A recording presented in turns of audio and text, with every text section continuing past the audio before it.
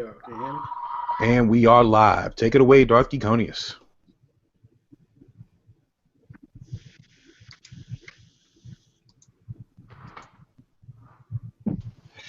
Take it away, Darth Geekonius.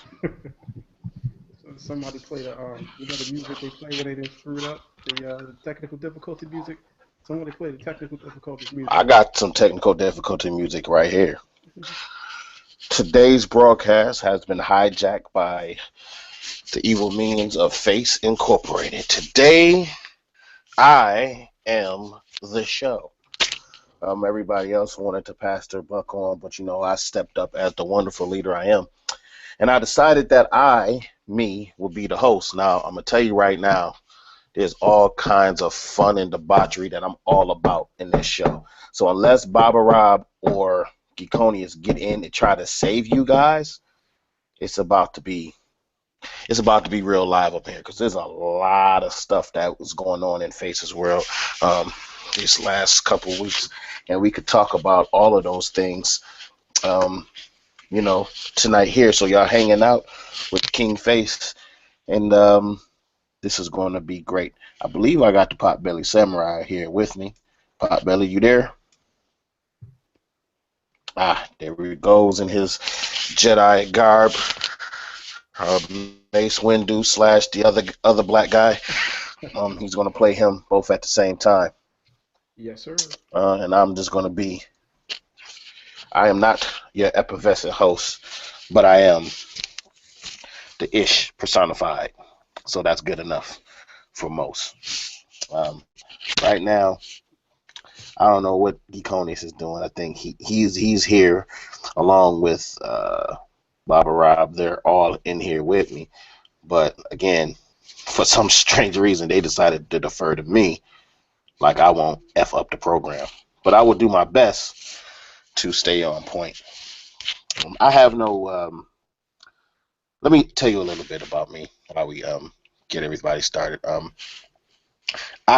They normally call me. I don't know why they do this. They probably try to refer to me as an angry man, but I'm far from an angry man. I'm probably one of the nicest, gentlest, coolest cats you'll ever meet in your You better entire. not sit there and say that, dude. I am. You have a rant for your rant. No, like real peaceful dude just have like a rant for their rant. Like your blood pressure probably like 200 over 200. My blood pressure has So actually been cut it out. fine, but but see, here's the thing though. I'm when I do go on my little rants, I'm doing it for the people. I know that sounds weird, but I'm doing it for the people. And I'm going to tell you why. Because when I enlighten, I don't call it a rant. I call it a moment of enlightenment. So if you're doing something wild or stupid or crazy, I have to enlighten you or enlighten the people that they're doing something wild and stupid and crazy. And so therefore, you know, it comes out. It might come out sounding angry, but it's really to help you out. Okay? It's really to help you out. Hmm. So, before we get started I don't think nobody on even think that. today's, I'm nice like that.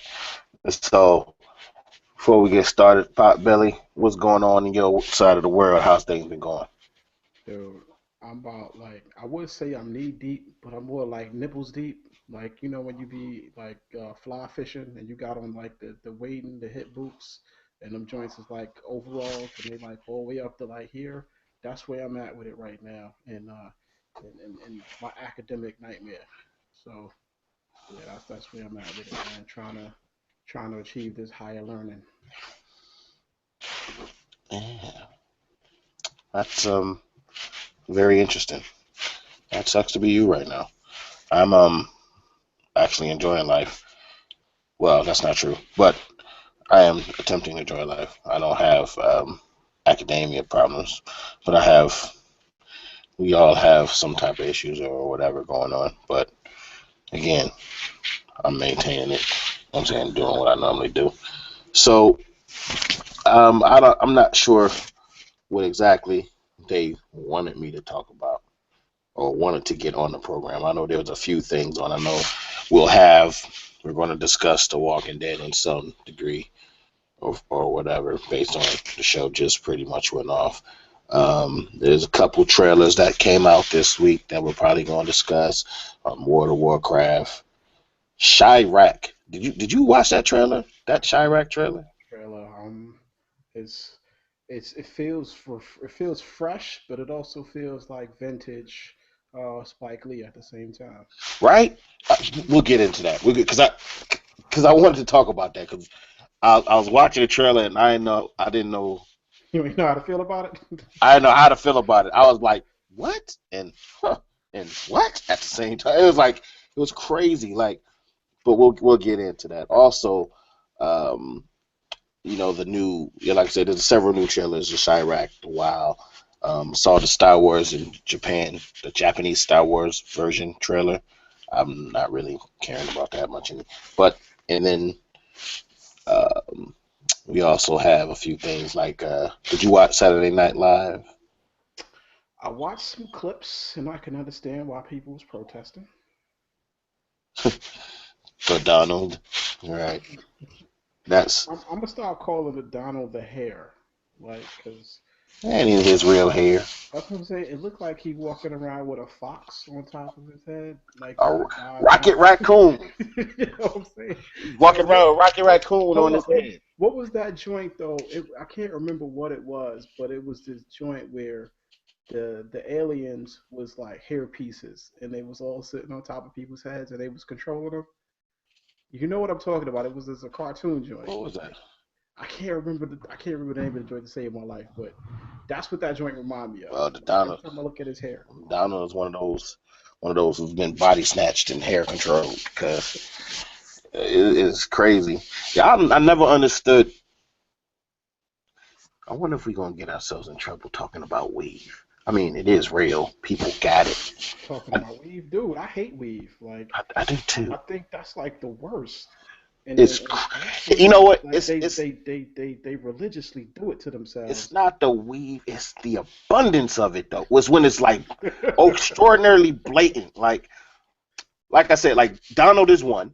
He's one. Or you got the old dude who was like 88 years old, gray hairs everywhere, but his top of his head is fire red, like he's 21, and it's like, and it slides to this left, and like kind of slides to the left. And do you want to say something like? You say his head did the electric slide? It's that joint was that slide to the left. and it's like to the right. And it's like now, so Now and you want to, cross. and that's what I'm saying is, Body clap your head. yo, and it's crazy because you want to say something, but I guess we're not supposed to because that piece is like doing the Harlem Shake, the real one, and it's like you want to say because every time they either speak or they say certain words, it kind of falls, or when he laughs, it kind of slides. See, I said he. This person is watching the podcast. He's gonna be like, he knows, and it's crazy because it's like everyone knows. They're just not saying anything. This is wild. And it just, I don't know, man. Or the one, like I saw one, I thought they was wearing a head wrap because it was cold outside. That's what I thought was happening. Like, oh, they got a hair wrap because it's cold outside, but it really wasn't. It was just several pounds of fake hair. I never understood that. Like I had a friend of mine, she explained to me because I'm not gonna lie to you. For the longest time, I couldn't tell when certain people had weave in their hair. As a matter of fact, when that movie came out, what was it? A damn good weave on to trick somebody, like to really trick. I was naive for a long time. Like when, what was it, a couple years ago when Chris Rock had that movie, Good Hair? Come on, remember that? Yeah, that was a good movie. It was a good movie. When all those stars came out and said I got weave, I was, oh, not her. Oh, I can't believe it. And it was crazy because it wasn't so extravagant. Like I guess there's levels to it, you know. And I had a friend of mine. She acknowledged she had it, but she barely. It's there, but it's not crazy. You wouldn't notice unless she told you. Well, but she was assuming that I should have known, and I didn't. I was like, I thought that was all you right there. I don't know. But then you got the ones that wear, got the Aladdin wrap, and you're like, oh wow, well, obviously, you know what that's all about. And I never understood that because I had the cost of grip, and it looks Looks. What's that? You remember? You know what? It's crazy. We was just watching. We was doing a throwback day this morning. Saturday morning cartoon throwback. I know it was Sunday, but it was more like me and my wife was reminiscing over the different shows because my wife did something that reminded me of something off of Pee Wee Playhouse. Then we went on and talked about how certain people was on certain shows that we didn't know. But if you go back and look, like how Lawrence Fishburne was on Pee Wee's Playhouse as the cowboy the cowboy delivering mail with a jerry curl. How none of that made any real sense, but he did that ish. She didn't believe me, so we went back and we were doing it, and we got to Fraggle Rock. And then when I was watching it, I was like, oh shoot! And we're talking about people bringing back hairstyles in the '80s. I mean, look, I said, hey, I didn't realize that girl, this person that I'm not going to name her name, is doing a Fraggle Rock hairdo. She bringing it all the way back to '85 because she has a she put a Fraggle on her head, and I said, whoa, that's unique. Now looking back at it, it's like, well, it's not unique. I can't remember the little character name. It was like one of the little Fraggles that rarely ever moves but sits on the rock. She had one of those dudes, which is kind of hot, kind of paying homage to Fraggle Rock. I don't know if that was their intention, but it was crazy. But I say all that to say, like I guess when it's extraordinarily blatant, Sure. like I said, Here's my deal. Like, and I literally, y'all know I travel a lot for work, but y'all don't really like know what I do. But, I, like sometimes it's jokingly said that I'm like the Tommy of the crew because like I'm out there. But I'll talk about this one project. Like I'm actually doing some work with um the Underground Railroad Freedom Corridor out in the Midwest. So I was out there and I had a chance to actually go through like the Underground Railroad, like go into safe houses and be up underneath buildings, like old buildings, and I was in the different museums and I'm sitting in these lectures and whatnot. And after everything, and I mean, I literally the stories that I heard like would bring tears to the coldest heart. Like it'll bring tears to the eyes of the man with the coldest heart. And I'm saying this to say like black people love yourselves. Just love yourselves for real. Cause like all this like the weaves and all the stuff that we do to ourselves, like it's to fit into a standard of beauty that ain't got nothing to do with us as black folks. So we need to just, kind of let those shackles go, the ones that's been holding on to us. And I say that specifically when we're talking about weave. You know your hair don't look like that. You know, go proud with your afro, go be proud with your braids. Get with your Baduism. Do what y'all gotta do. Just let go of the craziness. There's no reason for there to be a cold horse in Central Park or a bald woman in India because you running around with the weave in your head. Let it go. but All right. it's crazy like that too. But it ain't just because it's them old white dudes too. It's just like I said, like the Fox, like you know what I'm saying, Foxfire 5, or what was Simon's Hedgehog's partner, the little fox dude. Tails. Yeah, tails. You walking around with tails on your head, and you ain't got the decency to make it blend or make it look like a style. See, at least you walking around with weave. Not everyone wears a weave and looks all sensible. Some of them just is like they was tired. They got up. Oh, my kid has baseball practice. Oh, let me just throw some powder on my head and just walk out the door. It's like, okay. Think you get them dudes that just throw a little fox on their head and just roll out. Just whoa. And it don't even match none of the other colors in your head. You ain't even got red hair. Huh? It's just I don't know. And I mean, but you got them old dudes too. Like they still be trying to hold on. They be like my man from the Five Hobbies. Like Duck, I still got it, Duck. I still got it. You know, Times like this, get I wish raindrops would fall. like Oh. like You know because what? You let it know go. what? That guy, I'm not gonna knock that guy. The comb over guy, I'm not gonna knock comb over guy. I would have knocked him when I was 25. I'm not knocking him now. I'm not knocking them now. Cause, Listen, I shaved my head bald because I didn't want to be that dude. but see, you may not want to be that dude, but I understand that dude's pain. Like, if you one of them dudes that was walking around and your stuff was flourishing for the first 30 years of your life, whether Understand it's me, son. whether if you was on that Brad Pitt stuff or you Understand. was on that, like you was I on that used to Dipper have stuff where the you got the 360 wave it looked like spin somebody to just make you dropped a see crater into stick. your head and you just your hair wave is And constantly then rippling, after like that, constantly rippling. I had dreads down to my shoulders. You know what it's like to go from being Mufasa to being one of the hyenas? Like So I went the from the point is, Mufasa mane to the hyenas like point nothing. is though, and that's what I'm saying. I understand come over guy. I Even don't. if it's I do. Even if it's a sad thing, you listen, you just said it yourself. It hurts. So Dude, it do. everybody Like, but you gotta let it go. You gotta nah let nah it nah go. nah nah nah You nah. gotta let it go. Everybody deals with pain differently. Everybody deals with pain differently. I'm not Dude, gonna not acknowledge my your pain. hair, like it literally looked like the remnants of a once great empire. Like that joint was shattered. Listen, My I'm not joint looked gonna like Rome after the Gauls rose up. Like it was I'm over. but Let I'm it go. not gonna knock someone for going through their pain. We all deal, but it hurts, especially when it was if you had like if you was always struggling with your hairline or whatever, then you don't care. Like LeBron, he don't care. His hairline was gone when he was 5, so it was like he don't care. He just gonna do it. Just throw a headband on it and call it a day. It's what he do anyway. Plus he got dough. He's all right. He could buy a hairline because you notice in the playoffs where his hairline reappeared. That's what $300 million do for you. Just magic. Where the rest of us has to, and the rest of us have to be comb over guy. You know what I'm saying? You see somebody that's struggling with you, then all of a sudden you got a nice crisp edge up, and it's like it wasn't a straight line. He's lying, but you struggle. I mean, I can't knock it. Or the guy that won't go bald, that just sits there with the crater in his head. I acknowledge his pain, man. Especially when it starts to go on you. It's just, ugh. Alright, man. I think we've clowned around enough. Yeah.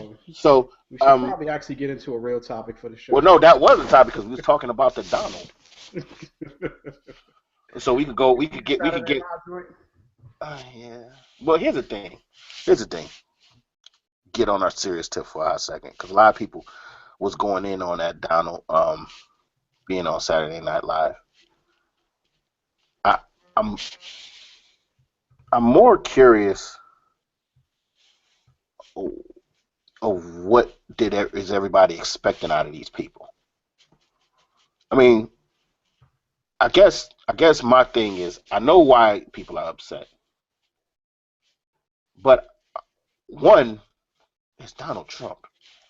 I mean, what are you guys expecting? Every time someone comes on, they always try to top another guy. They always try to make a splash. I mean, hell, you look, real talk.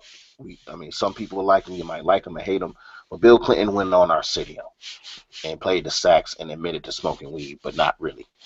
I mean, that may not seem like a big deal, and a lot of cats like the fact that he seemed down to earth and cool. And then, so a guy might in his corner tell him, "Hey, do Saturday Night Live, humanize you, go and chill out with the people, make him seem like you one of them." I could see how that plan could formulate in their brains, thinking it's a good idea. Whether it was a good idea or not is irrelevant. And I asked myself, what are you expecting out of these dudes? Because at the end of the day, they're not real. You know what I'm saying? The persona that you see is not real. So are we trying to protect an illusion of these guys of being special? Because they're not special. They're not different. They're not, leaders. They're just people trying to get over on everyone, and y'all allowing it. So I don't I don't I don't buy into the face that they paint. It's like when these guys show up to a church on election day, never step foot in that church in their life, but they come on election day, and people are like, I can't believe he showed up. I'm like, but what do you expect him to do? He's following some playbook that someone wrote, and it's corny, but he did it. So why? I guess I'll ask you, Potbelly, if you're mad, why are you mad? Or why are people mad about him being on Saturday Night Live? I thought it was corny, but I didn't care.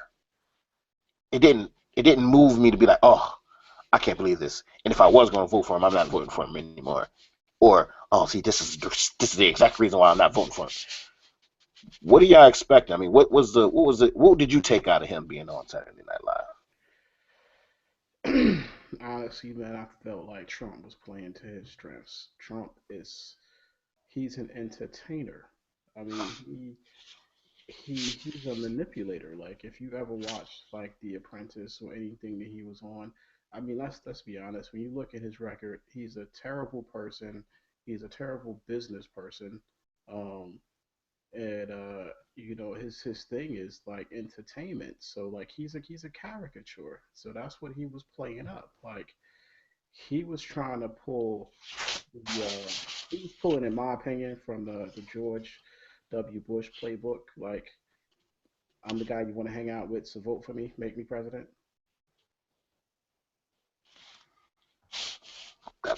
that's basically what you're getting. And anybody, in my opinion, is stupid enough to really fall for that. Then I mean, you kind of get the president you deserve. Yeah, Alrighty then. well, that's true. But see, that's what I'm saying. I guess politics is like that. And I don't want to get too deep into politics because, to be honest with you, that's a whole another thing. But I guess that's what it all boils down to. Is a lot of people tend to get stupid when it comes to election time. They could throughout the year or throughout non-elections they could in some times get act like they got some sense. Then out of nowhere, when it comes to vote, you do it and you logic yourself as why you're gonna pick someone who you know good and god dang well shouldn't even be part of the discussion, but you do it anyway. And it's like, really? And so now we got people up in arms, whether they're just up in arms with the fact that Trump is even here at this point still, or a I think the factor. big thing was like him being allowed as a presidential candidate to have that large of a platform with Saturday Night Live. I mean, it isn't the first and it won't be the last time. People just have short memories. Yeah, pretty And much. it's and I it's know why Saturday Night Live did it because Trump equals ratings. So for them, it yeah, made sense. yeah. And let's be honest. I mean, Saturday Night Live has been doing everything it can to keep itself relevant. How long you think that's gonna last? Mm, Y'all, does anybody still watch Saturday Night Live just in general, outside of if they doing something crazy, or there's some kind of special guest that we all want to see? Does anybody just watch Saturday Night Live? I haven't seen Saturday Night Live in years. Like, not sit down and watch it. Geekonius, since you decided to join us, real fast, do you watch Saturday Night Live just cause? I actually watched the Just highlights, cause. Just but no. I ain't got nothing to do on Saturday. I'm watching Saturday Night Live. No, that's actually normally when I'm catching up on my shows that came out that week. Yeah, there you have it. But can I add to the discussion if I may? The issue with Saturday Night Live and Donald Trump hosting, and the reason why a lot of people freaked out, a lot of celebrities even said they boycotting it, was because of all the things Saturday Night Live represents, and many of these media appearances that presidential candidates do from cycle to cycle. It's a chance to get your brand out there to the widest possible diverse audience as possible. And the decision to allow this or that person to get that platform is in essence an endorsement of what they represent. Maybe not exact political, yeah, we endorse this candidate, but that decision to give this or that candidate a platform is highly charged. And on any platform, when you allow someone to speak, whoever it is, the person making the decision to allow them is going to get criticized based on who that person is. Now, Donald Trump, for many years, we've always looked at him as just a character, entertainer, reality TV. However, Now that his campaign is serious and he's going from number one to number two on any given poll, what's really being criticized are the things he's been saying, not just his caricature, but he's actually said some legit racist, offensive stuff. Not just stupid, I can see my house, see a Russia from my house type stuff. He's literally said stuff like all, Mexican immigrants are illegal, they're killers and murderers, but some of them might be okay. That type of stuff.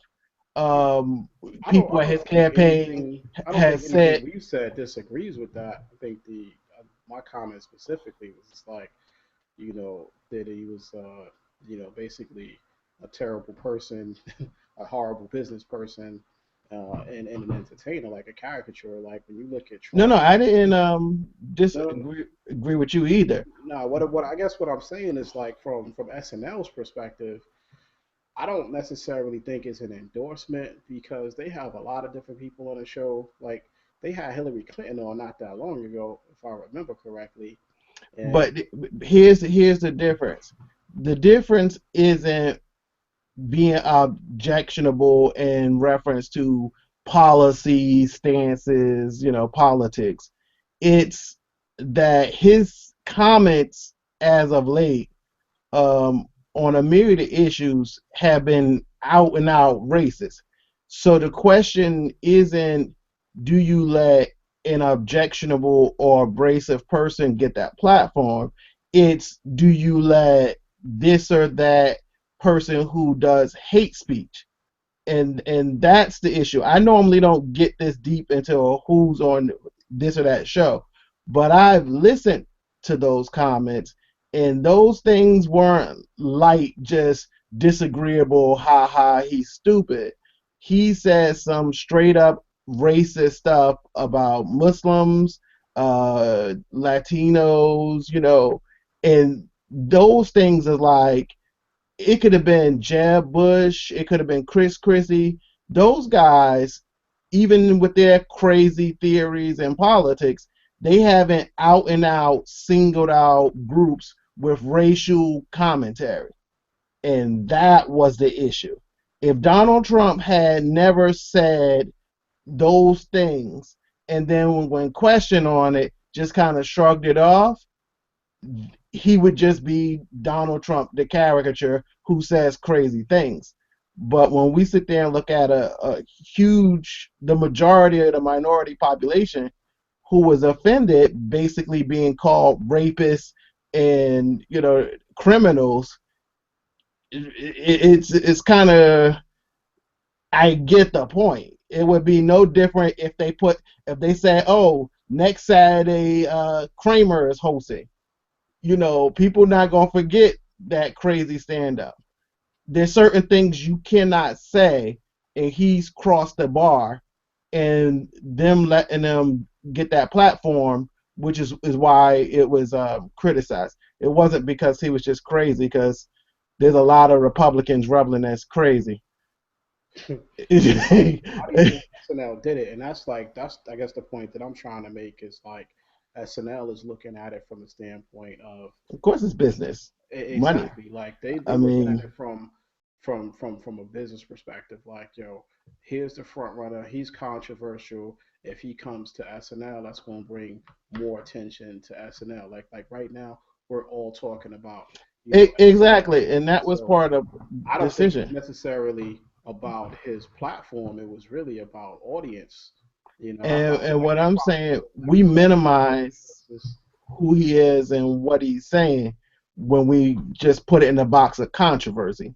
No, it wasn't controversy. I don't disagree Controversy, with you. yeah, I think Trump is reprehensible. yeah. That's the thing. Things Chris Christie say is controversial.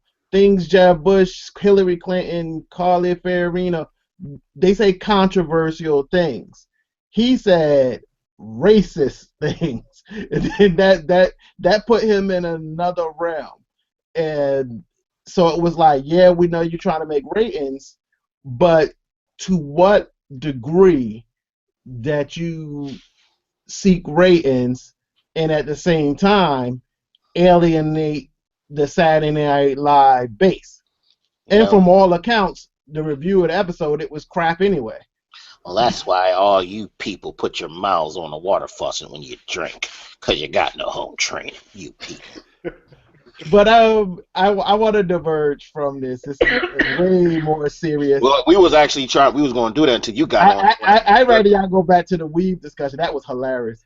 I was sitting here trying to fix my mic and everything, and I was just dying laughing. I was like, they are not going there. Oh, I'm dead serious, man. I spent the last several What was days that? Somebody said there's a literally horse on the somewhere that's Underground naked. Railroad. Let the weave go, sisters. Let it go. Right here. Let it go.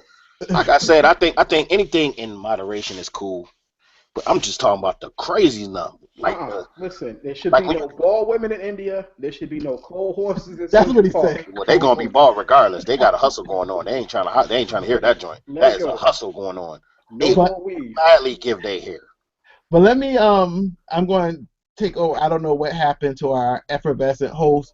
Um I imagine it's something serious because he normally doesn't go off like this with You no know, our explanation. effervescent host is outnumbered and behind enemy lines. I think the kids finally They they finally ganged up on they got him in the corner tied up right We gonna get him. He gonna give it these milk and cookies. now. So we got a couple of things we wanted to cover. We're not going to do any SIF news tonight.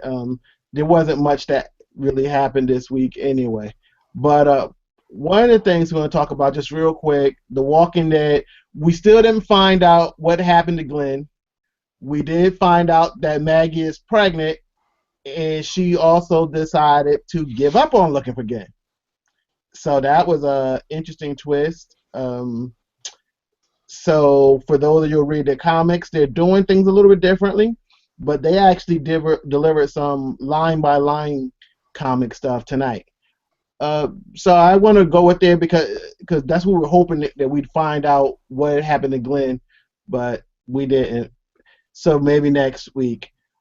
Two things we want to talk about. This week was a week of trailers, and not to get too serious, we'll start with the Japanese trailer for Star Wars, the Force. I don't say Force Unleashed. It's the Force Force Awakens. Awakens. Man, that game was fun. I ain't gonna lie. The first one, anyway. The But second, the second one. It put to you this way: you would say that because you never what? played on the Wii. Well, no, it wasn't that. I would say the story wasn't as good as the first one. That's the issue. It No, wasn't. It well, wasn't gameplay. you had to play it on the Wii. And you haven't played it unless you played it on the Wii. Oh, Well, hold on. Speaking of Star Wars Force Unleashed, all right. So, playing it on the Wii, and that's what made me think about this. And I had this conversation with Geekonius. So anybody who's listening, like when I say we, not necessarily the Black Geeks. This is one of my other interests outside of the Black Geeks. Starting a combat lightsaber dueling club. So if anybody who's interested in joining the club, where you actually fight with real we don't have lightsabers, the location yet.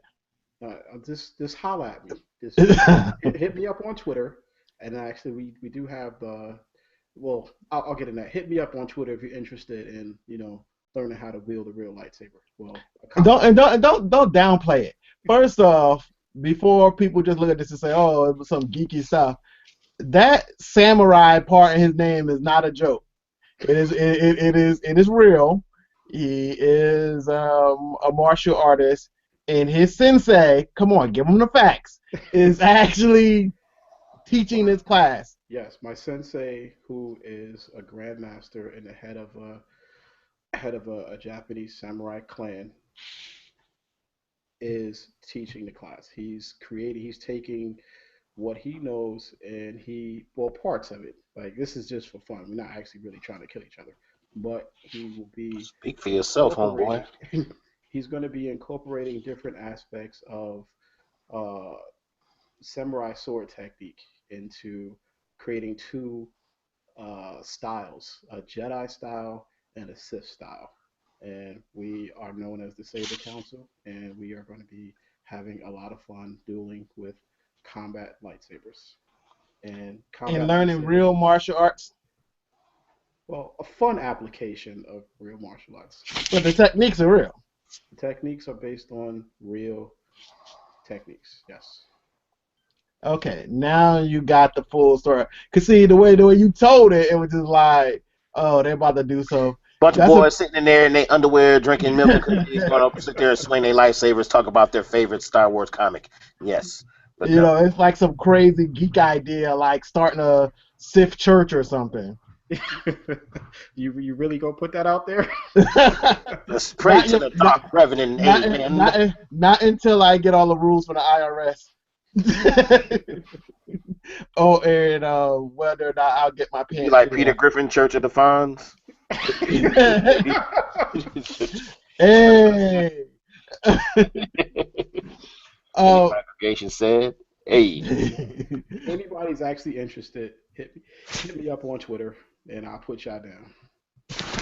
okay, so about the Star Wars trailer, one of the things, I don't want to do a lot of Force Awakens discussions, mainly because we're about a month out, and if they keep teasing us like this, some of us are going to go crazy.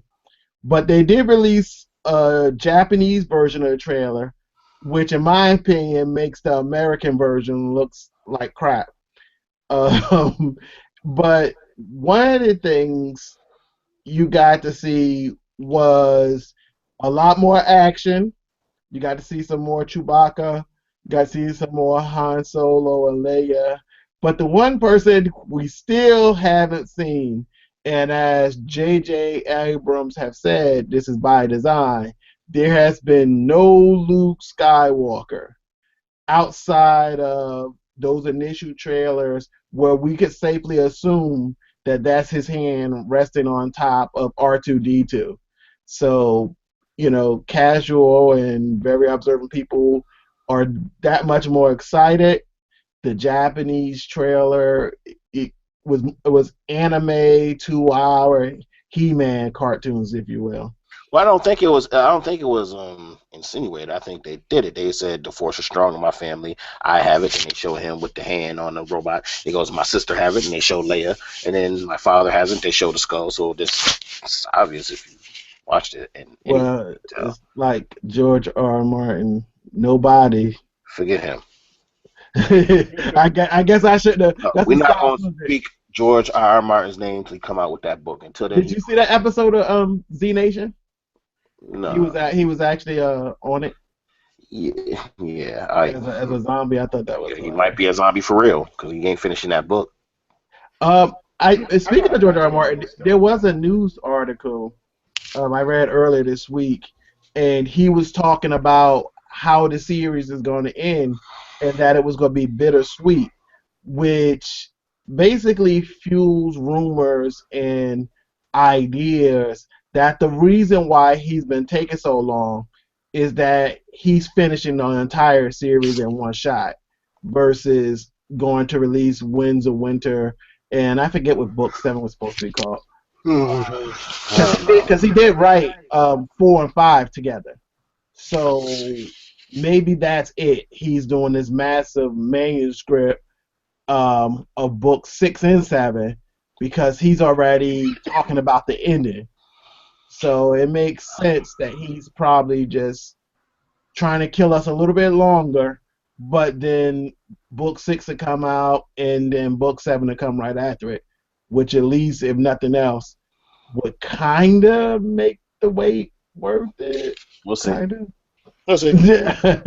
we, So we will see. I'm gonna ask this question to Geekonius because Geekonius, I just started reading the Star Wars books, like literally, and I'm about to finish the first one, so I Which might novel make you it. reading? Dark Disciple. Oh, Ooh. that was a good one. So I might make it through like half the books I'm gonna try to before the make it to movie all come of them out. before the So movie.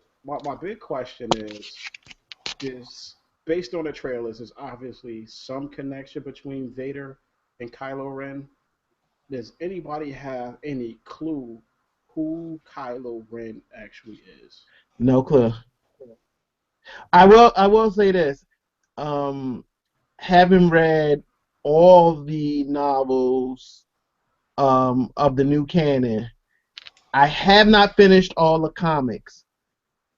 I have not seen anything that would allude to who Kylo Ren is.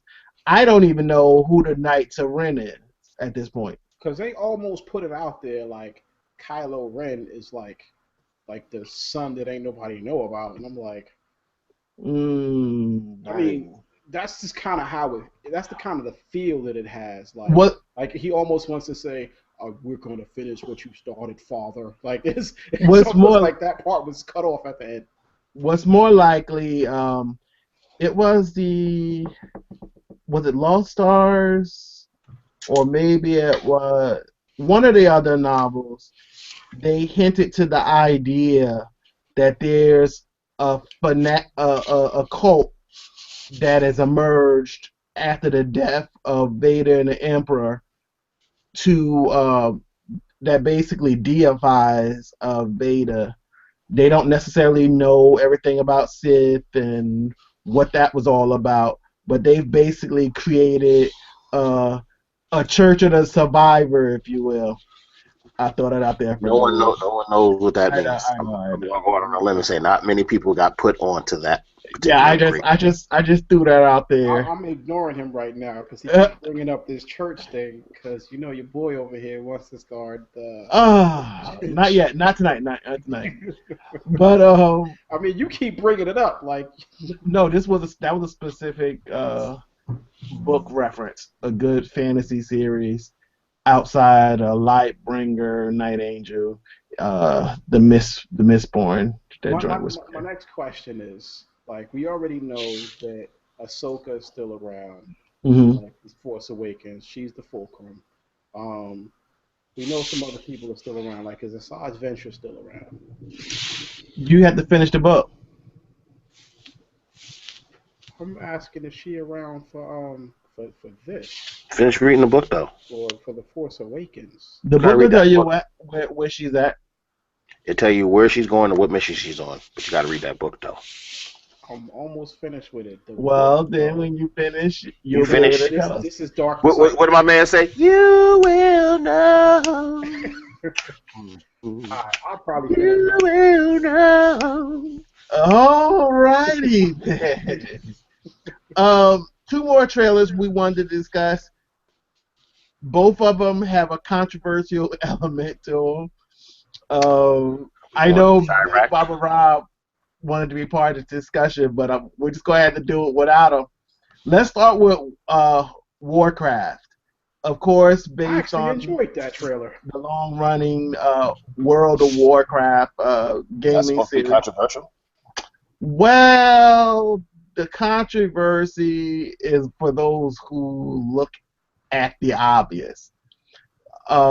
Hollywood has done it again. The Great White Army versus the Dark Savages. Um, there wasn't nearly a person of color in sight. It was On a the green white guy. side, He was green.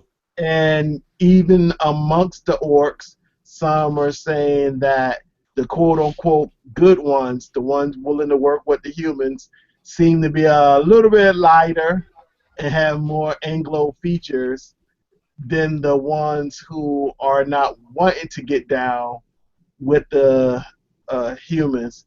So some are wondering, are we getting Avatar again, where it's the white civilized race against the dark, strange savages. Basically, the controversy is about the imagery. Are they still promoting the imagery, or are people knocking butts looking at this trailer? Knocking Futz. Yeah. Okay, Uh, that's a new one.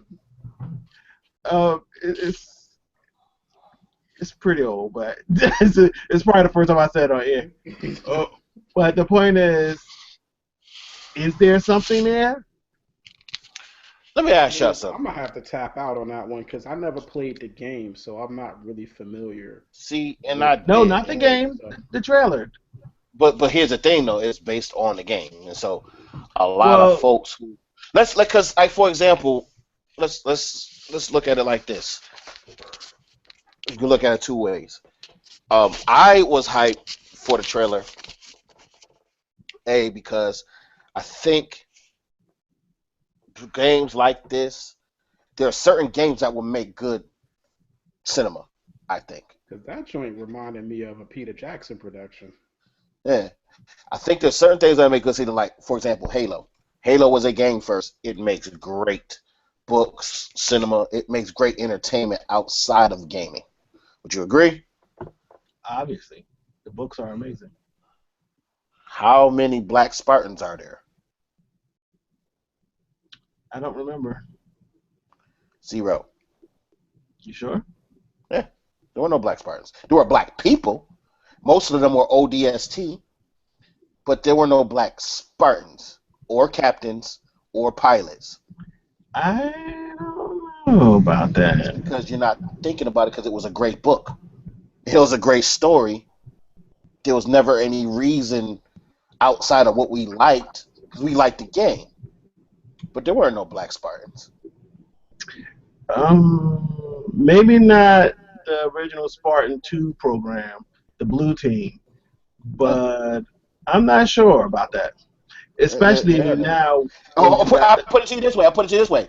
If there were Black Spartans, they would be the inferior ones. The ones that were or, clearly inferior. or the ones who washed out. But Or the ones who watched out. But the but point I'm making. here's the thing. If they were to do a Reach movie per se, Microsoft is never going to let it happen because Halo's too big to screw up. Um, there would be controversy if out of all those trainees, every one of them was lily white, My and point is, that is but the issue. see, here's the thing. Here's the thing. The point I'm saying is, there's been several books, and they have had those little live actions. Weren't many Black folks, if any. That's a fact. I'm not saying that to knock Halo. I just let me get my point across before you break in. Um, when one of the other games that we like to play, um, Elder Scrolls, awesome. I like the storyline. It's pretty much similar to damn World of Warcraft. I think a little more detailed. There were Black folks in that one, but it was the one race, and to me, it was the weakest one. But I here, mean, well, I, the Red Guards have their own thing. But here's the thing about these games. All of these games, outside the first person shooters, which are pretty static based on how they design them. But all these RPGs, they for years had customization options for you to have different races, different features. So it's not canon that there are no people of color in these worlds, the video game worlds. Specifically, even when you're going through the missions, there are often people of different races and things of that nature. But to that point, it would not cost them anything to have even just people sitting around a table, random people in the background. No one's making none of the main characters are black. It's just that when you look at it purely on image, there's a sea of white civilized humans going against the big colored savages, complete with hairstyles and fox, quote unquote, tribal gear and language. It's the imagery that people are questioning. Much like on another level, J.K. Rowling got in trouble this week because the entire cast has been revealed, the main cast anyway, for Fantastic Beasts, and not a one of them, they're all white. And it's funny because even in Hogwarts, everybody wasn't white, but this is supposed to be the American, cast, and it's like, so people asked it, it's like, look, JK, we love you, but you couldn't find one non-white person for this cast. But JK fired back saying You haven't seen the whole movie yet. It's supposed to be a trilogy, so I don't know. But the issue is part of a larger issue that I think a lot more people are more aware of this type of, you create movies that's fantasy and sci-fi, and it just appears that people of color don't exist in these dream worlds. This is the white fantasy where all the people of color have vanished and don't exist, and people are noticing that because it stands out, like it's so obvious now, and I think that's why people are fighting back. But again, a lot of people are also upset with that whole, the orcs are these tribal savages. You know, that dichotomy of comparing the white civilized people with the What were the savages. orcs like in the game? I have no clue. They were Some of them, some of they were them, some of tribal. them look like that, Yeah, but they were like that. like They Elder were a Scrolls, tribal. They were a like Elder tribal race. Scrolls, like Elder Scrolls, they're diverse. So, like in Elder Scrolls, for instance, you can walk in random town, and people of orcish background could be in suits or regular clothes with regular human jobs too. Um, they weren't all just this big savage race that existed in one part of the map. Well, no, they were a combined. They had a pact. But if you go to Orc land, it was a lot more. When you went to straight Orc land, it was a lot more tribal. It was a whole lot more tribal. They had chieftains, they had battles. It was all about bloodlust. That was the Orc way. It was only when they did the combined. Because remember, you got to tell the whole thing. Each race did a pact with different races to form a commission of sorts for each part of the land. The further you get into the combined part, they all just tend to just merge. But when you go out into the split ends to each race, they go back to their roots. When you go out to the fringes of each race, they go back to the roots. So that's how they played it in Elder Scrolls. They did have tribal, um, you know, stuff going on. It was just that, yeah, when you got to more of the melting pot side, they all did whatever. There was no, oh, well, this is whatever. I mean, you had some orc pirates, you had orc businessmen, barmaids. They did all the other jobs with other races, though. It wasn't just And a straight orc, whatever. It was, and at the same time, people of color exist as humans too. And to Geek Soul Butter's comment in the chat, he mentions that since this is a fantasy world, there could have been people in color in Warcraft. I mean, there's a green troll girl. There certainly can be real people of color. And at yes. the end of the day, it's still from imagery alone, sea of white people versus the green savages. Well, that's what they Like did. I can argue the point. That's- So what would you rather see? Well, the same thing I would like to see in every movie. No, no, no, Diversity no, of no, no, no, cast. no, no, no, no, no, no, no, no, no, no. How would you fix it? If you could get behind World of Warcraft, let's not do all that. I want to see some blanket crap. Tell me what you would do. I would have cast black actors in human roles. To do what? What would be the outline? What would be the outlier? Be specific. What would you do? Like That I'm is gonna get. specific. If there's a room with 100 people, So a okay, good okay, okay, percentage. okay, okay, When I okay. I guess when I I guess pan over the room, they you're shouldn't all just. be white. I guess you're missing my point. Okay, so you got all these problems with it, and I'm not knocking your problem. I think they're logical, but let's not do what they do. Just say, I have a problem, and then don't come up with no solution. So I guess one of the things you just said is, see your white folks come to conquer the savage orcs. What would you do instead? What would be your plot line instead? What would you do? Humans fighting the orcs. And when I say humans, they would actually represent humanity. There are humans that are black, There are humans that are brown. There are humans that are Asian. They're not all white. Okay.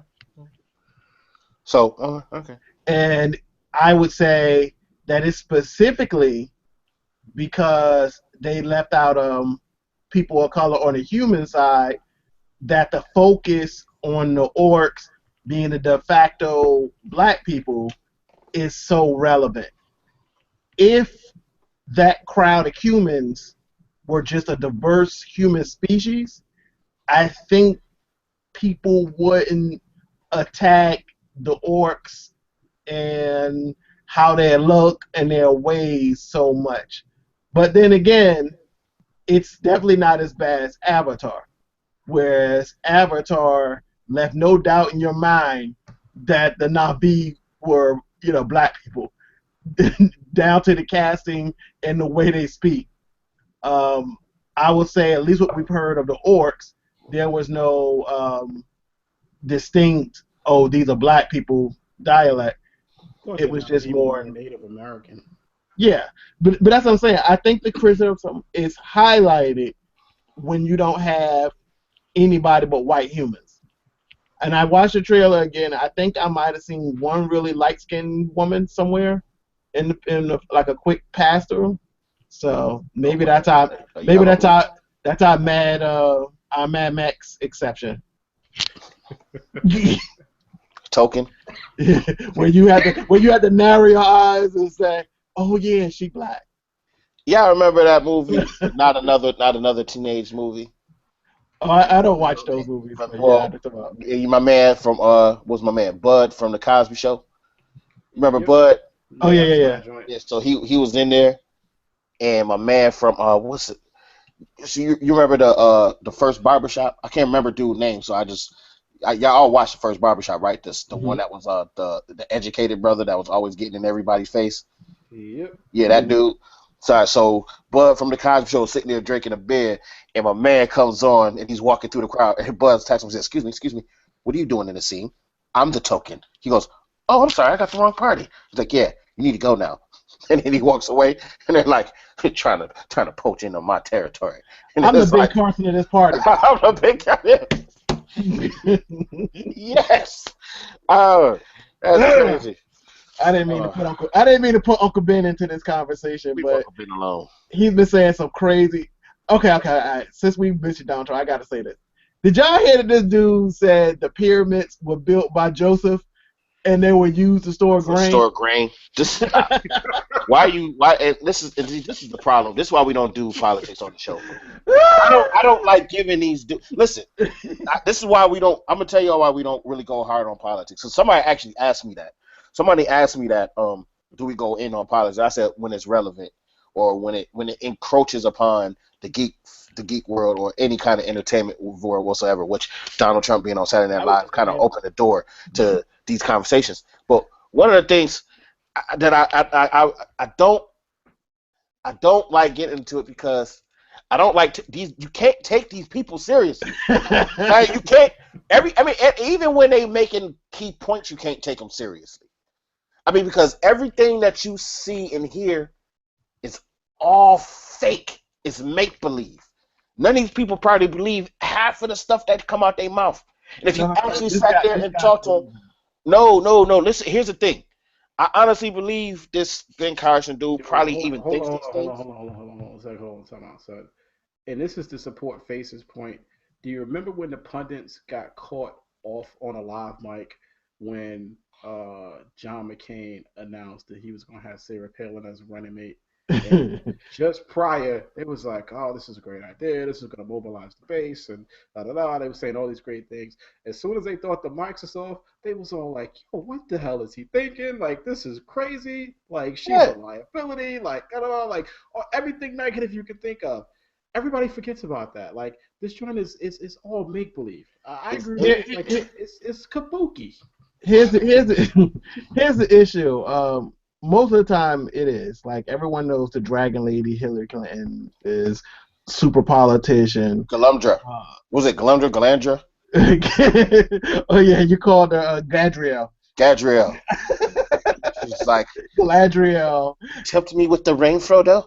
Instead of a dark lord, we will have a queen more terrible than the sea. All shall love me and despair.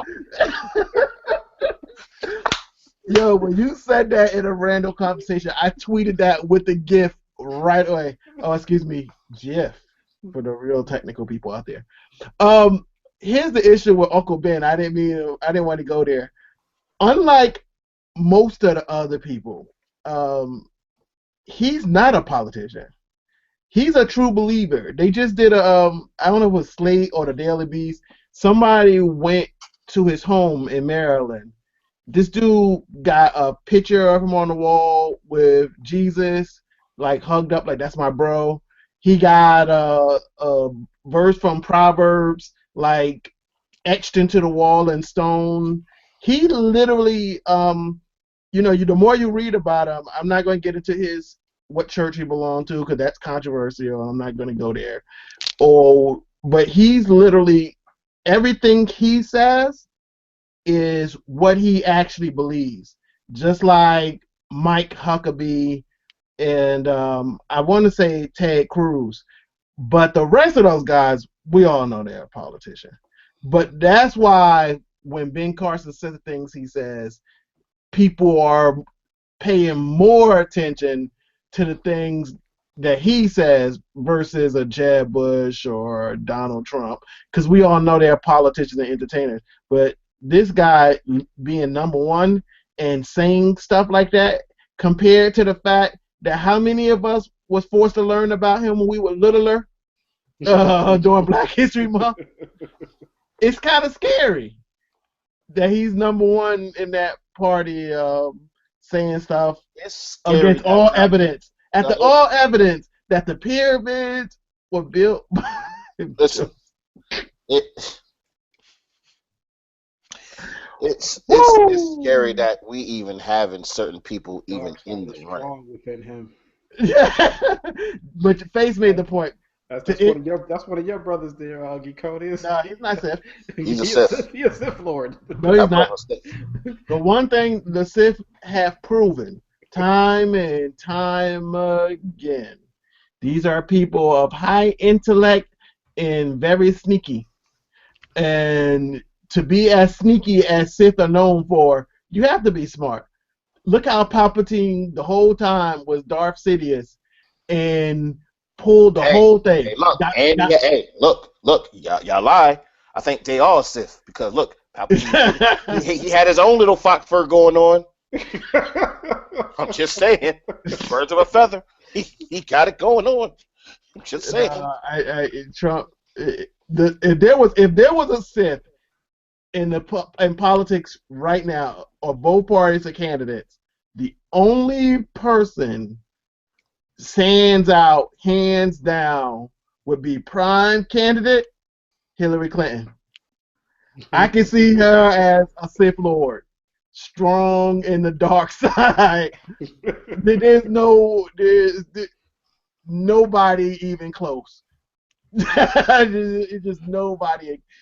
Hillary is definitely a Sith, and no one, to Bernie's Jedi Knight, I guess, because Jedi Knights are very strong, very brave, will fight the good fight, even when they know they probably gonna lose. I don't know, man. I'm voting for Bernie in the primary. Okay, that's it. I'll write Bernie in for the general election. You're gonna write Bernie? Yes. I'm gonna start a campaign. I'm gonna start a write-in campaign for Bernie Sanders. I'm gonna write Mickey Mouse on mine. I'll be like Kanye and run for president. If I was president, was that White Clef song? What's Kanye's? What's his platform? What's the platform gonna be? Big booty Armenians for everybody. Did I say? Oops. Listen. Both of me and my wife are making stuff a sex tape. No, I don't want to see that. God no. I didn't really want to see the first one. Booty implants for That's everybody. what I'm saying, man. I did. I watched the first one. I did, and I didn't do it for myself. I did it because Research.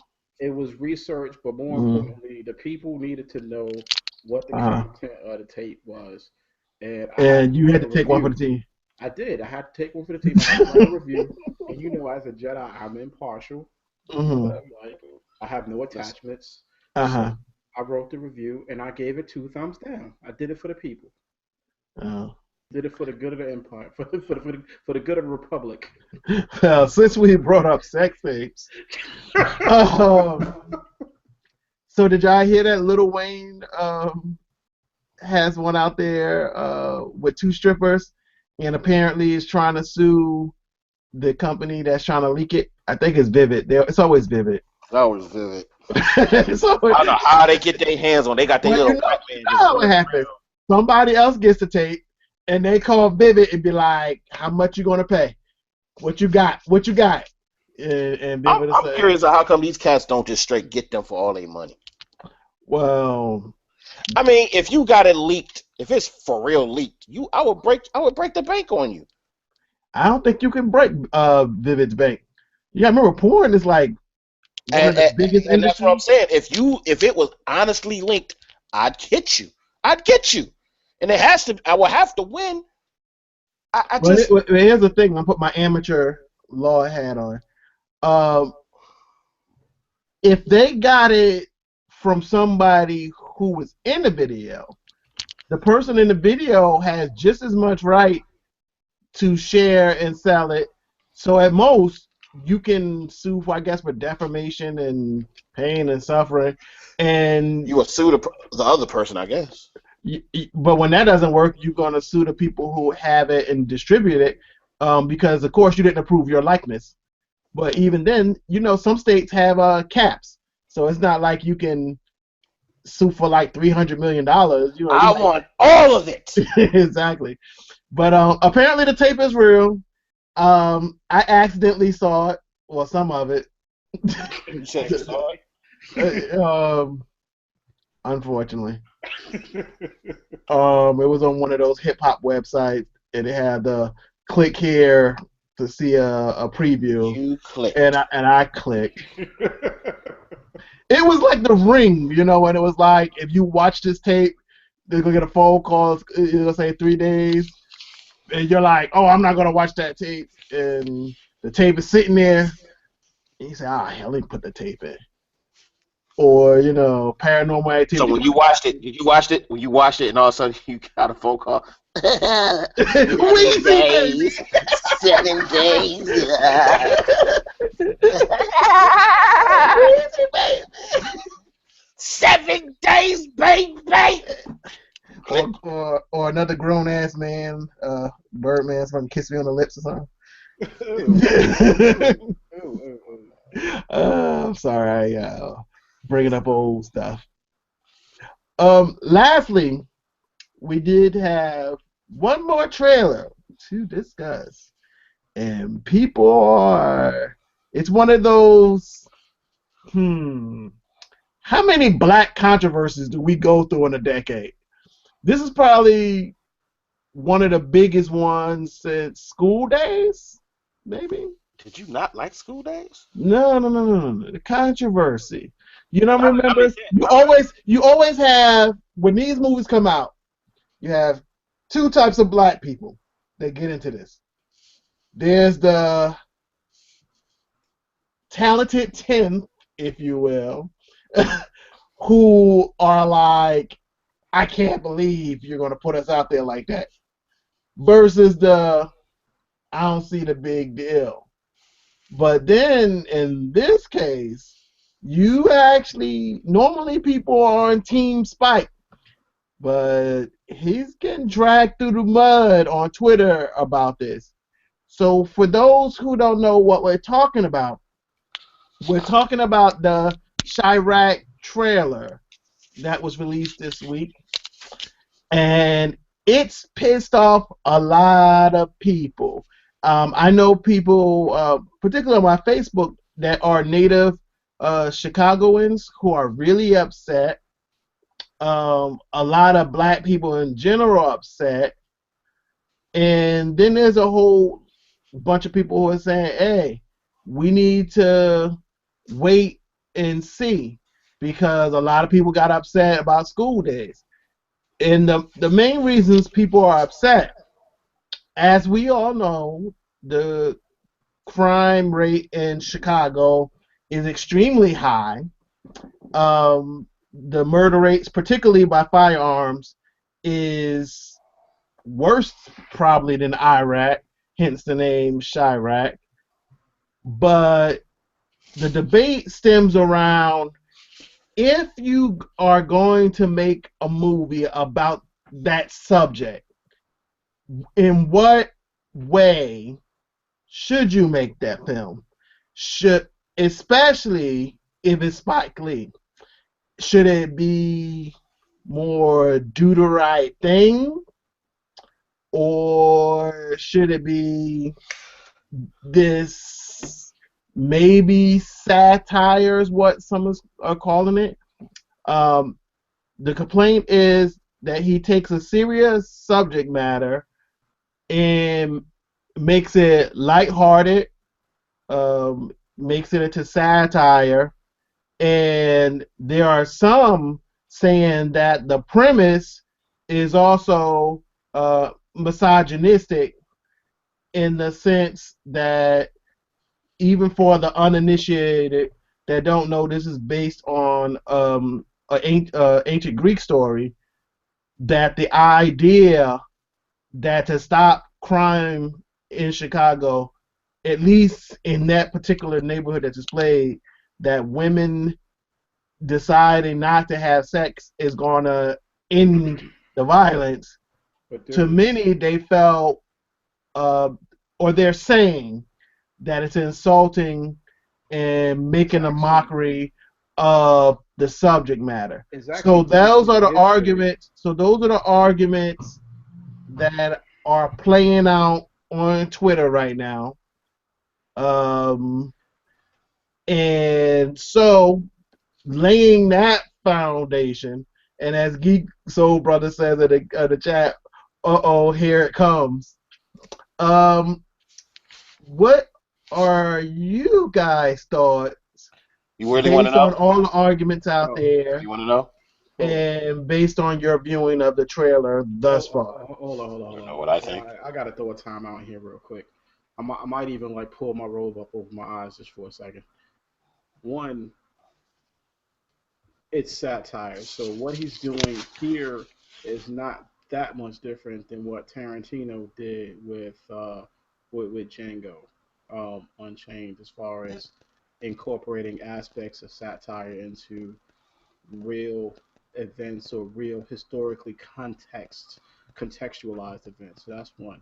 Two, the idea of women withholding in order to achieve a certain ends, a public, almost like a I don't know if it's public policy, but kind of an affirmative ends is if you study history and you look at like how Mother's Day actually came about, that's part of how Mother's Day was developed as an anti-war protest with women saying no more as far as them losing their husbands and their sons and refusing to uh, perform in certain manners. So go look that up so you can see that Pop Belly actually does know what he's talking about from that perspective. And yeah, I'll move on to face. Well, I'm going to say, um, you know, satire, if look, there are many shows, there are many things, and I was going to mention Jingle myself, along with Boondocks and other things that take serious matters and satire it. Some people have their lane. I mean, I guess what makes Spike Lee doing it is the fact that he's done serious stuff before, and so I guess when you have done both serious and satire, there's this thing probably where it's like, well, why come you couldn't do a serious one? And it's like, but he's done both, so He's staying in his lane. He's making something about a serious He subject. did bamboozle, but Yeah, I mean, he's doing something. He's doing his thing. He does what he normally. Well, I don't want to say normally. It's been a long time, but he does what he's been doing throughout his career. And I think right now he won right out the gate because you're talking about it. You know what I mean? We're casting a light on it, and I guess from when people do stuff like that, I guess to them it's like we don't care how the light gets cast. So if we sit here and we crap on Spike Lee for like 60 days, that's 60 days of us talking about the violence in Chicago and how it's senseless and it needs to be addressed in the first place. And this is one way of doing it. He's doing his part. I don't have to like it or agree with it, but I'm not going to get up in arms about it, to be honest with you. I think the movie has the potential to be corny just from the standpoint that it just looked corny. But not anything other than that. I mean, it's interesting. I mean, we could do our own satire and joke just look at shows in general. I mean, name a show, King of Queens, the Cosby Show, anybody. When the husband does something and the wife gets pissed, they're like, well, you'll be sleeping on the couch tonight. And the crowd goes, ooh. And he goes, all right, baby, I'll take out the trash. And everybody starts laughing. That happens on a regular basis.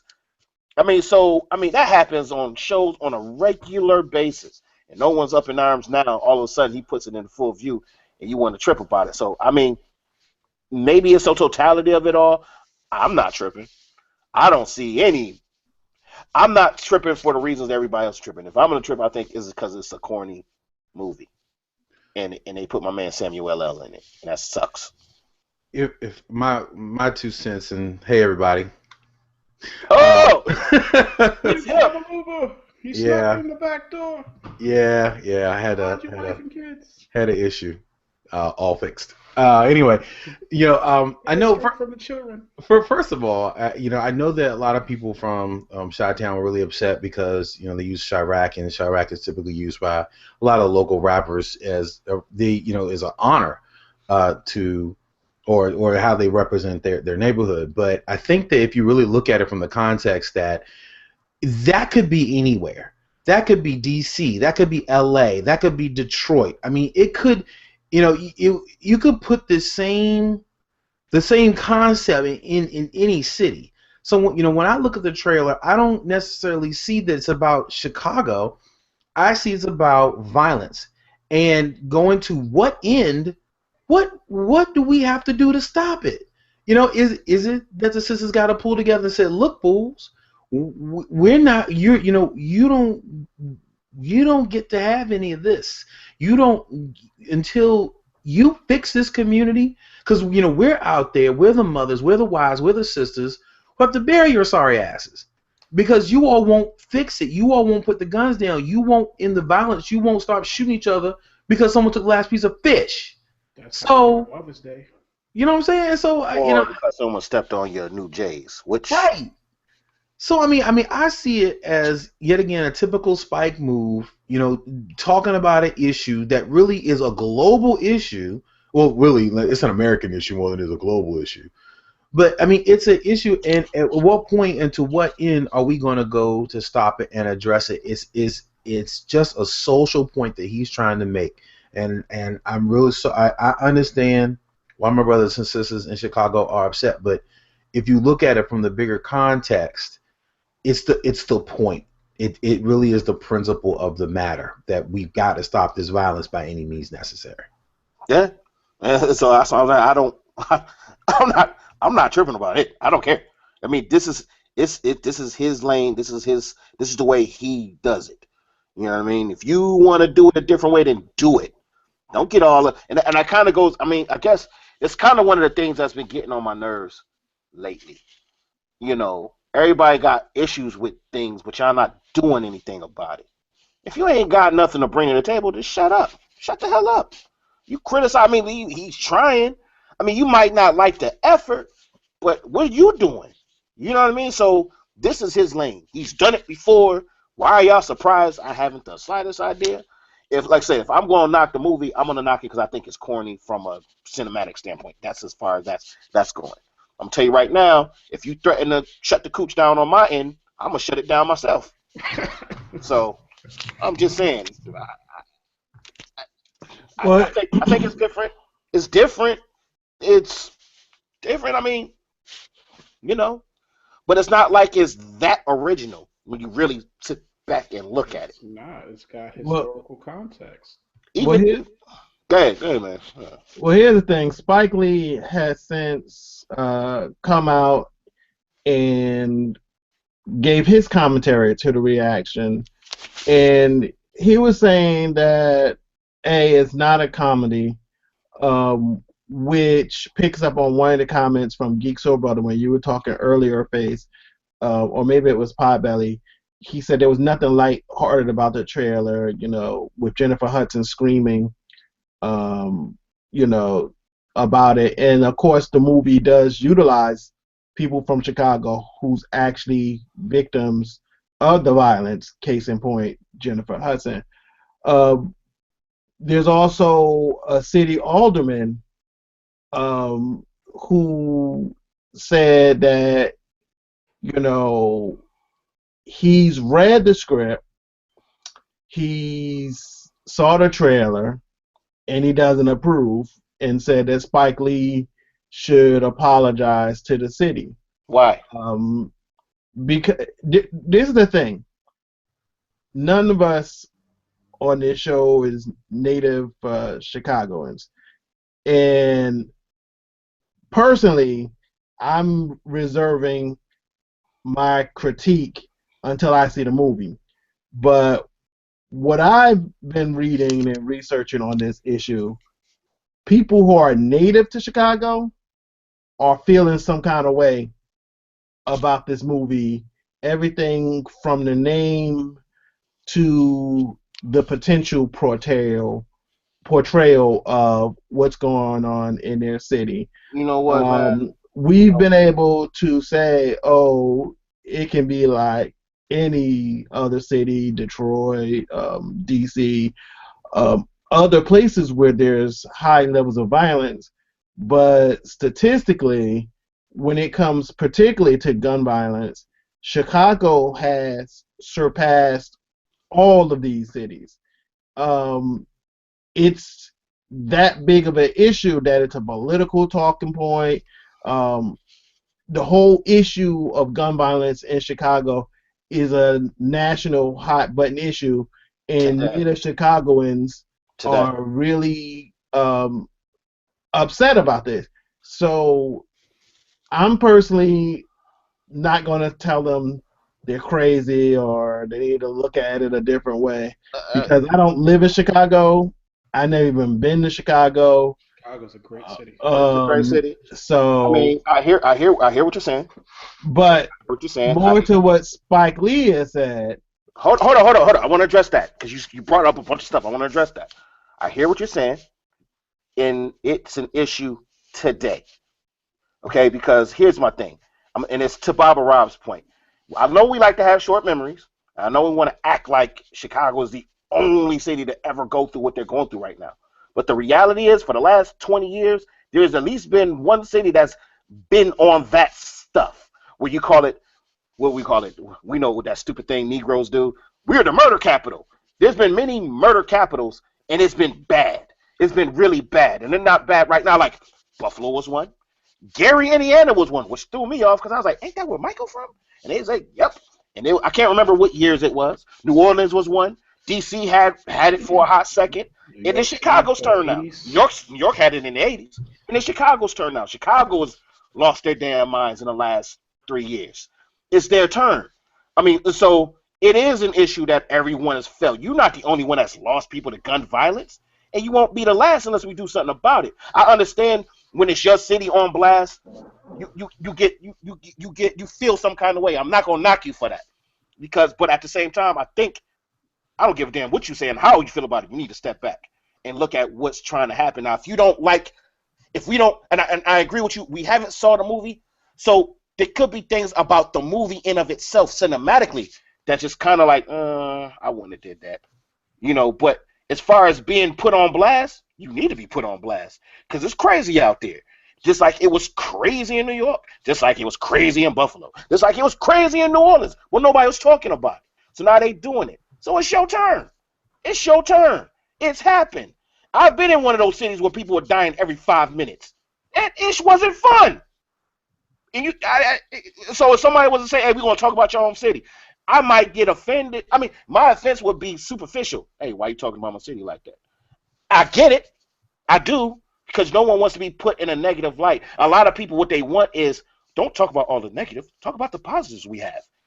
And that's corny when you got a lot of negative happening. It needs to be addressed. But you want to sweep it under the rug. No one wants their city to be shown in a way. There's a lot of. I've been in Chicago, and it was fun. We went to one of the Taste of Chicago's. I'm gonna tell you right now, I haven't been to every one in the country, but I've been to a lot, and that was one of the better ones. And there's a lot happening in Chicago that isn't all bad. And I think that Alderman is probably afraid that, when you put something like this at the forefront, it takes away from all the other things. I mean, and that's a microcosm of everything. I'm not to go off too much of a tangent, but you look. I heard somebody. I was listening to somebody on the radio talking about that Greg Hardy foolishness. How he just beat his girl up, and all those pictures just came out. And if somebody came on and says, "Well, I know all those guys are acting stupid," and it's like, wait a minute, him and his foolishness, that represents such a small percentage. No one wants to talk about all the good people doing good things in the NFL, like a Larry Fitzgerald going out all over Africa, giving his time, doing his thing, even when he doesn't have to. No one wants to talk about that. That's a larger percentage. You're talking about a small percentage doing real stupid stuff. But people in Chicago is probably like, look, we all don't carry guns and shoot people. It's a small percentage. The problem is, it's a problem right now, and it's highlighted. And it's 2015, and we got social media. It's your turn. And unless we fix it, it's going to keep happening. What you going to do? I'd like to add to that. Geeks Over said he's been catching hell from his Chicago Twitter people too. I had not seen personally, neither on Facebook, Twitter, or any social media, where Chicagoans are upset that their city's being put on blast. That's not the issue. In fact, some have echoed exactly what you said earlier when you mentioned that just it being put on the national stage in discussion can serve some good. The issue most Chicagoans that I've come across on social media have is not about, we're being put on blast for being the gun murder capital or whatever. It's how you're depicting our city, how you're depicting the issue, and whether you're doing this from a serious approach, more in the vein, again, people throw up do the right thing as an issue of how you can look at a microcosm of a city to expand on a broader issue versus, a satire about a very serious subject. That's the issue. That's the complaint. That's why Spike Lee is coming out addressing how he decided to do this film, because the issue is people are saying, we don't think you took this issue serious enough, and you're making a mockery of a serious situation that needs to be addressed. Well, That's the debate. Spike Lee yeah, I though. was about to say, like, if you look at Spike's body of work, Right. you gotta kind of give him the benefit of the doubt because he put forward issues that nobody else is putting forward at that time, and he's had some incredible commentary, both social and political, in the stories that he's told, whether you like his style or not. And I think Spike as a director and as an artist has vastly improved and come a long way from his younger years. I think his earlier stuff, although telling a story and having a great message to it, his stuff was rough and unrefined. But I think he's evolved, quite a bit, and I'm very curious to see what he does with this story because and I was telling Faze earlier, before you guys chimed in, um, he is in old territory as far as what he's doing, but at the same time, there's something fresh and new about the way this looks as compared to how he would have presented the story in the past. So I'm curious to see what he does with it. I'm willing to give him the benefit of the doubt and go see it. Yeah, You like Geek Soul Brother had some comments too. He's basically saying, echoing something I said. He said, they're mad because they believe Spike is mocking the situation and exploiting it for his own gain. But that's so not Spike. I mean, I don't understand how anybody could draw that conclusion about Spike Lee. Well, you got to think the reason why they come to that conclusion. This is the part that I think we've overlooked in this discussion is the premise of you're going to stop gun violence in Chicago if all these women just get together and say, "Oh, we're not giving up the cookies," and I think that's that the trigger. Actually has historical reference to it. That has Nobody wants to hear that. context. Nobody wants to hear that. If you're stupid, let's move on. You're being dumb, let's move on. You don't want to hear it, then whatever. So everybody in Chicago something is dumb. I'm just saying, would you say, oh, this has historical reference? Ain't nobody trying to hear that. All right, then let's move on. No point in talking about it. Well, that is true because people have countered, and those of us who are on social media are getting our walls blown up by native Chicagoans who's saying, how you going to look at what we deal with every day? Kid just got killed the other day because his father was in the gang. They lured him away and just killed him in the alley. Ooh, real talk, and they're like, how you going to do that and put on, and I think. But hold on. I got to take a time out right now because Chicago is acting like they're exceptional in this regard. And unfortunately, it would be nice if we lived in a world where Chicago was exceptional in that regard. But I grew up in New York City in the 1980s. I grew up in a neighborhood we call East Vietnam. All right. I got the scars on my body to prove it, and I got the dead friends that I'll never see again to prove that point as well. So you can't sit here and be like, y'all don't understand. I grew up in a rough neighborhood during a rough time, and I'm not the only one. Geekonius did as well. Face did as well. Well, I wasn't going to say anything.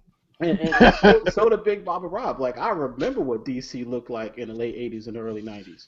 I mean, so sit here and be like, well, y'all don't understand what we going through. That's BS. What'd you say, Rob? BS. He said, I grew up in upper Northwest. It wasn't that bad.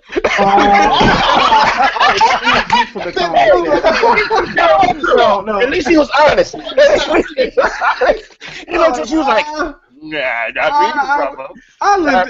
I lived in the same neighborhood as the mayor. So, but in all honesty, I mean, if you lived in the. Exactly. I can say there was stuff going on in that neighborhood. Yeah, I know. Whoa, not that mayor. Wait a minute, not that mayor. Not him. But I have been robbed. I have been robbed. I have been jumped several times. I think I've been jumped 3 times since living in DC. So none of them involved a weapon, thank goodness. And I think I walked away in better shape than the rest of them. But yeah, I mean, but DC, yes, absolutely. It still but Potbelly is exactly right. It's not exceptional, and it really goes to the point that I said earlier. This movie could be about any of these cities. It really could, and I can understand why. But I get your point. I'm glad Geekonius, you gave that context to it, that they feel that they're being marginalized. But if you look at what Spike has done, I think look at the body of work. I have a very hard time believing that when has Spike ever done anything that's just all about the money? I just can't point to a time that he did it just for the money. And that's why I said my position, because I've just been playing devil's advocate on this discussion, basically saying what's been said, what I've observed, and trying to empathize and see it from their perspective. Because like you said, it could be any city, and I didn't want to go through the city rundown, but I remember when I was younger, my city had a cop special. Literally, they had a whole issue, a whole several episode thing just about my one city. I think they did Buffalo one time, too. Didn't they have a special about Buffalo? At one point. I do remember, because, cops have regular episodes where it was like, we're just in this neighborhood in this random city. But then they did specific specials about particular cities. I say all that to say, I think the issue is, Bison has just chimed in and said, black folks are afraid of satire. I'm trying to look at all the dynamics here, Dynamics. and I think, again, trying to see it from their perspective and looking at the body of work that Spike has put out there, which is why my position is I don't think you can make a judgment about a movie off a trailer. I think in general that's a huge mistake, because how many action movies you seen the trailer and that was the whole movie was in a trailer, and how many trailers you seen that didn't tell you anything, and then the movie was like, there's movies I did not go see because of the trailer, just to see it later and be like, oh shoot, that was hot, aka John Wick. So this trailer, to me, I feel like black people are being black people, and some people again brought up the school days joint. People are upset about that, and they said that when the movie came out, a lot of people had to eat crow. I kind of feel Big that Brother might happen again. Almighty. I think people, I think people are going to have to eat crow, and I think when it comes like the debate about satire and that's going on in the chat right now, I think when it comes to as a people, when it comes to satire, we tend to be more accepting of satire when it's issues dealing with race, or things that aren't inherently violent unless it was in the past. Because even with Django, the issue was the white director and the usage of the N-word, and how they must have broke an N-word record with like 100 somebody actually counted. That's just sad. But the issue again, when you look at the body of Spike, and I don't think I've seen every Spike Lee movie. I've seen most of them. It seems that he uses satire not on these types of subjects. And I think that's what hit everybody. They're like, yo, the gun violence thing is really huge right now in Chicago. We need to do something serious. Which, again, when I saw the trailer, I didn't see the satire. Yeah. Well, no. I saw Jennifer Hudson crying. I saw the one woman who was in the news not too long ago because she had family members that got shot up. I saw it as serious. I thought the premise of the women withholding it, maybe that's kind of cheeky, but juxtaposed to Jennifer Hudson, knowing what happened to Jennifer Hudson, I know that wasn't acting. You can look at that clip of Jennifer Hudson, and you can see she was reliving the pain that she had went through. And I didn't get this, oh, he's making a joke of the situation. Maybe the setup, I think it was a setup of the actual trailer, with Samuel L. Jackson coming out in his little Gage little top hat and suit and orange suit in the middle of the ghetto, looking weird, crazy, looking like the Black Willy Wonka. I think that's what got everybody. that's what threw the satire element to it. So, and then there was parts of it, when the girls was doing, when they said we're going to lock down the way they did the, all in like choreographed movements, it looked kind of like silly. So, but the subject matter isn't silly, so I think it's going to be a combination piece, perhaps. Yeah. Or maybe, I think that's what it's going to be. Again, I think everybody went one of those long-ass 12 Years a Slave dramas where you walk out the movie and you hate everybody. I think, personally, when you're dealing with something of this magnitude, you need the satire, because you need to laugh at it some way. Because there's a huge difference from a movie that deals in the slave era, like Django, if you will, versus a 12 Years a Slave. I don't. They seem to want that cinematic drama, and I think Spike Lee felt like he can get more accomplished by making you laugh about it. you know. So that's my 2 cents on it. Spike Lee said it's not a comedy. It is satire. And wait until you see the film. He thinks people are just, he said there are humorous moments in the trailer, but he's saying that people are twisting it and making it into a comedy, and it's not. So just in these words from Spike Lee, you can tell he's a little pissed off. But so we'll see. Maybe this is the latest black people are upset drama that'll blow away in a few weeks when the actual movie come out. Yep. We'll see. We'll be back to talk about it then. Wait, are we gonna go see that? Are we gonna go see that together?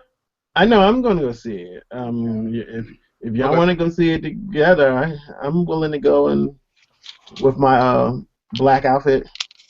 Okay. I just hope it ain't like a higher learning or something. I don't want nothing crazy like Geisha! Yeah, because when you come out of movies like that, sometimes you can't see certain people. Higher learning got me. You see certain people. Higher learning got me more than Menace to Society. And we're going to. No, it got me. Higher learning got me more than Boys in the Hood, Menace to Society, any of those. Higher learning pissed me off. That one got me. When he shot Tyra Banks. Rosewood would get. Oh, Rosewood got me. Rosewood got. Oh yeah, that. Let's see. When they killed Florida Evans. Yeah. Was it? And they showed us that on the college campus. We walked out that campus like Rosewood. Every single one of them. Every single one. But I mean, higher learning got me though, for real. That sucked. That was horrible. They shot Tyra, and I was just like. And then my man apologized at the end, and I didn't know what to think. That's what got me mad. I'm like, no, just choke him. Oh, you can't choke him because he choked himself. Oh, be like the Riddler. It's too late. It's Gotham spoiler. Yeah, you did. Damn you. Hey, it was. I saw it. I already knew. It was like a week ago episode. Dude, I felt. I don't know how I felt. I'm behind. Dude, when you see it, let me just so bad. Nice change of pace. Gotham is one of the show right now. Yeah, right it is. now, Those who are not caught up. These dudes over here spoiling stuff. We didn't spoil much. We didn't. No. Trust me, we didn't spoil much. And the crazy thing, me and my boys, we sit down and watch them all back to back now. The only one we didn't watch is Z Nation. We literally line up all our superhero shows and watch them back to back. Supergirl episode 2, marginally better. That's a good thing. I did fall asleep in the third act. I also fell asleep during Spectre, but that's a whole other thing. I don't blame you. I stayed awake for the whole thing, but I didn't bother to wake you up because there wasn't really any point. Exactly. Serious? It was that bad? It was not that bad. And we do not have time to talk about it because awesome. I really wanted to get into the whole thing, but it wasn't that bad. But there were just some points where it was kind of slow. And I'm gonna throw it out there real quick. Geek Soul Brother didn't write the article. Shadow Scout wrote it. There's a really good, full of spoilers though, on Geek Soul Brother's site that just, I mean, she hit so many of my pain points in that cotton picking article. I read it this morning when she sent it to me. Retweet it. All right, I'll RT it, but yeah, it's on Geek Soul Brother site, and it hits all my pain points except for one about the creepy bond. But I'm not gonna go into that. But yeah, it was. I gave it a 2.5 Cosmic Afros out of 5. Also, I personally would have gave it I want to say 1.5, but I've seen some 1.5 movies, and that wasn't it. No, that wasn't 1.5. That wasn't 1.5. A solid. Iron Man 3, 1.5. Also, real quick, Peanuts movie. Me and the boy saw that. He loved it. I fell asleep. I didn't see the movie at all. You sound like an old man falling asleep in 3 movies straight. But you know what? Movies you can't stay awake. Here's the thing. I thought it was me. I'm not a fan of the spy movie thing, but I did stay up for The Man from U.N.C.L.E., which people didn't like for whatever reason. I thought The Man from U.N.C.L.E. was a good, funny movie. I fell asleep during Mission Impossible, though that ended up being an awesome movie. I think I was legitimately just sleepy because Mission Impossible was awesome from the opening credit to the last credit when I finally got to see it again. You old, man. You sleeping. sleeping. As far as kiddie movies, I fell asleep during Peanuts, but I saw the movie Hotel Transylvania 2, and I stayed up 5 o'clock. And I was up the whole movie for Hotel Transylvania. So I don't think it's me per se. It's can the movies hold my attention, and not all of them can. Quick wrap up just on the other shows. I wanted to mention the superhero shows. Like I said, Supergirl looks like it's getting better. Even Bison is saying it's light fun. I'm surprised. Agents of S.H.I.E.L.D. Wow, I didn't see that coming. That's all I'm gonna say. I didn't see that coming. So I think y'all should definitely catch up on that. Arrow. Yeah. All I know is they did enough flashback last episode, and the kids were like, "No, not another flashback." I think that they need to stop that. The Flash was okay. I don't like the Flash. Wow. Didn't even. I don't think I said shh. I just said I don't like it. I don't like the Flash. You know my stance in why I hate DC in the first place, and I think they're doing it on this show, and it's unnecessary. They're doing it to too many flashes, too many. Yeah, I think. Let's just stop. I think we should do a show on that later. Kingface, you make an excellent point. DC's problems are why they're starting to show up in television. They're characters, the Flash is falling apart for the reason you mentioned, and Supergirl is challenging because of that whole Superman thing. Yeah, it's too much. But that's all I got. I have nothing else to say. Blacklist is freaking awesome. Oh my God, Blacklist is amazing. Yes, that's all. Yes, it is. Blacklist is amazing. Star Wars Rebels is good too. American Horror Story. Jessica Jones in a couple of weeks. There you go. All right, we can wrap now. That's a perfect way to wrap. That's a perfect way to wrap, right there. You want to close out? You want me to close out? I'll close it out. We got the Benningham music. Yo, no more weaves. Ladies and gentlemen, thanks for watching the Black Geeks. We really appreciate everything. Make sure you go to www.theblackgeeks.com. Make sure you know who your father is. Whoa. I love my snowball. Yeah, I love my snowball. Your father is. Dude, can I do the same thing with my snowball? Check Make us out. sure. Nah, it didn't sound right. Make sure you go to www.theblackgeeks.com, The Black Geeks on Facebook, Twitter, Google+, Tumblr. We're all over the place. SoundCloud, we just can't seem to update crap there. But anyway, we'll get there at some point in time. So we'll be back next Sunday, same bat time, same bat channel, 10:30. Make sure you're here. Or you can always catch us on YouTube during the week while you're at work, and you can watch this long-ass show. Okay? Great. We'll talk to you guys next week. Peace.